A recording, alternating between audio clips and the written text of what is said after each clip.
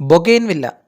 ലജോ ജോസ് എഴുതിയ റൂത്തിന്റെ ലോകം എന്ന മിസ്റ്ററി ത്രില്ലർ നോവലിനെ ബേസ് ചെയ്ത് അമൽ നീരദിന്റെ സംവിധാനത്തിൽ ജ്യോതിർമയി, കുഞ്ചാക്കോ ബോബൻ, ഫഹദ് ഫാസിൽ തുടങ്ങിയവർ പ്രധാന കഥാപാത്രങ്ങളായ ബൊഗെയ്ൻവില്ല എന്ന സിനിമയിലെ കുറച്ച് ഡീറ്റെയിൽസ് നമുക്കൊന്ന് നോക്കാം. കാണാതായ ഒരു പെൺകുട്ടിയുടെ ബനിയനിലെ writings follow the white rabbit എന്നാണ്. ഫോളോ ദി വൈറ്റ് റാബിറ്റ് എന്നാൽ ആലീസ് ഇൻ വണ്ടർലാൻഡിൽ നിന്നും വന്നിട്ടുള്ള ഒരു പ്രയോഗമാണ്.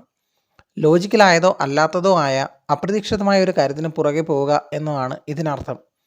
ആലീസ് ഇൻ വണ്ടർലാൻഡ് സിനിമകളിൽ നേരിട്ട് പറയുന്നുണ്ടെങ്കിലും ദി മെട്രിക് സീരീസ്, ടോണി ഡാർക്കോ തുടങ്ങിയ സിനിമകളിലും ഈ ഫ്രേസിൻ്റെ റെഫറൻസസ് വരുന്നുണ്ട്. ഹിപ്നോട്ടിസത്തിന് പകരമായി സിനിമയിൽ പറഞ്ഞിരിക്കുന്നത് EMDR തെറാപ്പി അഥവാ eye movement desensitisation and reprocessing തെറാപ്പിയെയാണ്. EMDR തെറാപ്പിയിൽ പേഷ്യൻറ്റിനോട് തെറാപ്പിസ്റ്റ് ട്രോമാറ്റിക് ആയിട്ടുള്ള ഒരു മെമ്മറിയെയോ ഇമോഷൻസിനെയോ അല്ലെങ്കിൽ ഒരു ചിന്തയെയോ ഫോക്കസ് ചെയ്യാൻ പറയുകയും അതിനോടൊപ്പം തെറാപ്പിസ്റ്റ് പറയുന്ന ഒരു പ്രവൃത്തിയിൽ ഏർപ്പെടുവാനും ആവശ്യപ്പെടും. ഈ ഒപ്പം കൊണ്ടുപോകേണ്ട പ്രവൃത്തിയെ പൊതുവെ ബൈലാറ്ററൽ സിമുലേഷൻ എന്നാണ് പറയുക. കണ്ണുകളുടെ ചലനം, ശബ്ദമുണ്ടാക്കുക, മേശയിൽ തട്ടിക്കൊണ്ടിരിക്കുക തുടങ്ങിയ പ്രവൃത്തികൾ പോലെയൊന്ന്.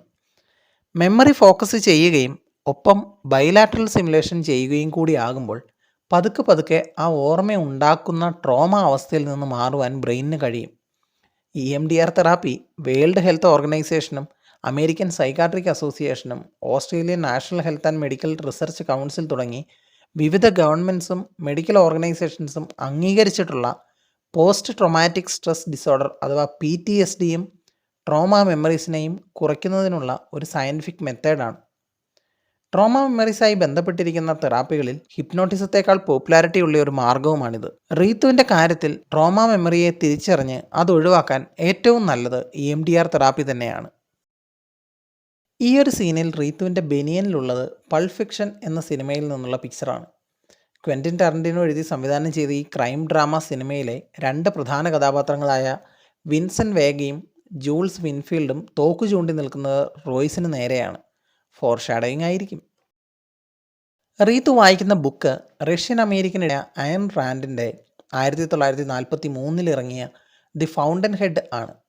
ബുക്ക് പറയുന്നത് ഹവാർഡ് റോർക്ക് എന്ന ഇൻഡിവിജ്വലിസ്റ്റിക് ആർക്കിടെക്റ്റിനെ കുറിച്ചാണ്. സാമൂഹ്യമായ കാഴ്ചപ്പാടുകളേക്കാൾ സ്വന്തം കാഴ്ചപ്പാടിനും തൻ്റെ വ്യക്തിത്വത്തിനും പ്രാധാന്യം നൽകുന്ന റോർക്കിൻ്റെ കഥാപാത്രം റോയ്സിൽ നിന്നും തൻ്റെ വ്യക്തിത്വം കണ്ടെത്താൻ ശ്രമിക്കുന്ന റീത്തുവിൻ്റെ കഥയുമായി ഒത്തുചേർന്ന് പോകുന്നുണ്ട്.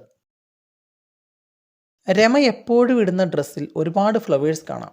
നൈറ്റിയിലും സാരിയിലുമൊക്കെ പൂക്കളില്ലാത്തൊരു ഡ്രസ്സ് പോലും രമയ്ക്ക് ഇല്ല എന്ന് തോന്നുന്നു. ബിജു സിനിമയുടെ തുടക്കത്തിൽ പറയുന്ന ഒരു ഡയലോഗ് അത് അതുപോലെ തന്നെ ആവുകയും ചെയ്തു. ഹാലൂസിനേഷൻ ആണെങ്കിലും റീത്തുവിന് തിരിച്ചു വ്യത്യാസമൊന്നുമില്ല. എമ്മയ്ക്ക് മാർവൽ ക്യാരക്ടേഴ്സിൻ്റെ ചിത്രമുള്ള ബാഗും റയാന് DC ക്യാരക്ടർ ബാറ്റ്മാനുള്ള ബാഗും കൊടുത്തിട്ടുണ്ട്. ഡോക്ടർ റോയ്സ് ഒരു പീഡിയാട്രീഷ്യൻ ആണെന്ന് അയാളുടെ ഡോക്ടർ മുറിയിലെ കളിപ്പാട്ടങ്ങളിൽ നിന്നും ചുമരിലെ പോസ്റ്ററുകളിൽ നിന്നും മനസ്സിലാക്കാം. ഒരു മിന്നായം പോലെ അയാളുടെ മുറിയുടെ വാതിൽപ്പടിയിൽ ബോർഡിൽ അത് കാണിച്ചിട്ടുമുണ്ട്. Title bougainvillea.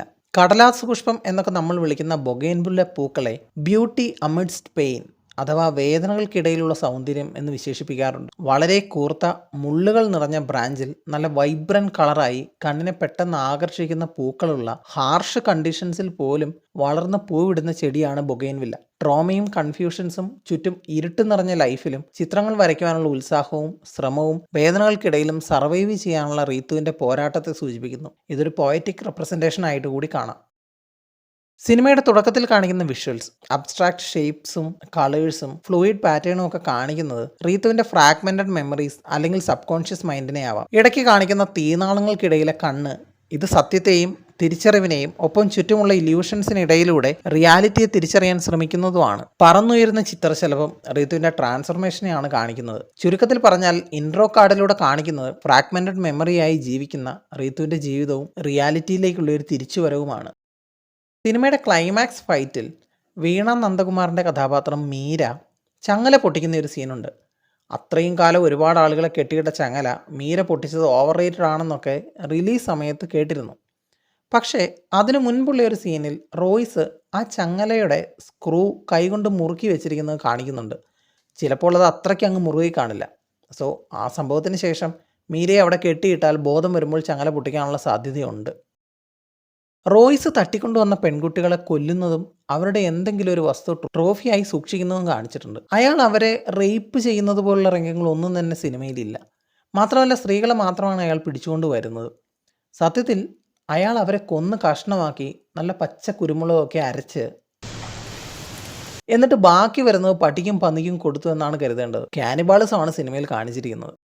റോയ്സ് സൂക്ഷിച്ചു വെച്ചിരിക്കുന്ന ട്രോഫികളിൽ ഒരെണ്ണം ഒരു ജർമ്മൻ പാസ്പോർട്ടാണ്. റോയ്സ് ജർമ്മൻ യുവതിയെ ആരെങ്കിലും കൊന്നു എന്ന് സിനിമയിൽ പറയുന്നതായി ശ്രദ്ധയിൽപ്പെട്ടിട്ടില്ല.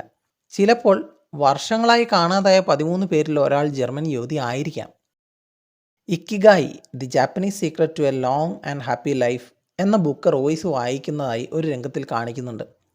ഹെക്ടർ ഗാർസിയ, ഫ്രാൻസിസ്ക് മിറാലസ് എന്നീ സ്പാനിഷ് എഴുത്തുകാർ എഴുതിയ ലളിതമായതും ദയയോടും കൂടി സന്തോഷപരമായ ജീവിതത്തിൻ്റെ അർത്ഥവും പൂർണ്ണതയും കണ്ടെത്തുന്ന ജാപ്പനീസ് ഫിലോസഫിയായ ഇക്കിഗായിയെ ബേസ് ചെയ്ത് എഴുതിയ ബുക്കാണിത്. റോയ്സിൻ്റെ ഇമ്മോറൽ ബിഹേവിയറിനെയും ട്രൂ ഐഡൻറ്റിറ്റിയെയും മാസ്ക് ചെയ്ത് പ്രേക്ഷകർക്ക് മുൻപിലേക്ക് കുറച്ചു നേരത്തേക്കെങ്കിലും നന്മയുള്ളവനാക്കി കാണിക്കുവാൻ മേക്കേഴ്സ് ചെയ്തിരിക്കുന്ന ഒരു ട്രിക്കാണ് ആ സീൻ. വളരെ പതുക്കെ ത്രില്ലിംഗ് സീനുകളിലേക്ക് നീങ്ങിയ ചിത്രം മിസ്റ്ററി നിലനിർത്തുന്നതിൽ ഒരു പരിധിവരെ വിജയിക്കുമെങ്കിലും ക്ലൈമാക്സ് രംഗങ്ങളിലെ പോരായ്മ പ്രേക്ഷകനിൽ ഇതൊരു ശരാശരി ചിത്രമാക്കി മാറ്റി. ഒഴിവാക്കാവുന്ന അല്ലെങ്കിൽ മാറ്റി എഴുതാവുന്ന കഥാപാത്രങ്ങളും സന്ദർഭങ്ങളും കൂടിക്കൂടി വന്നെങ്കിലും മേക്കിങ്ങിൽ അമലനിരത് ടച്ച് അതുപോലെ തന്നെ ഉണ്ടായിരുന്നു എന്ന് തോന്നിക്കുന്നത് ടെക്നിക്കൽ സൈഡ് നന്നായതുകൊണ്ട് മാത്രമാണ്. മറ്റൊരു സിനിമ ഹിഡൻ ഡീറ്റെയിൽസുമായി വീണ്ടും വരാം. ചാനൽ സബ്സ്ക്രൈബ് ചെയ്യാൻ മറക്കരുത്. Thank you for watching.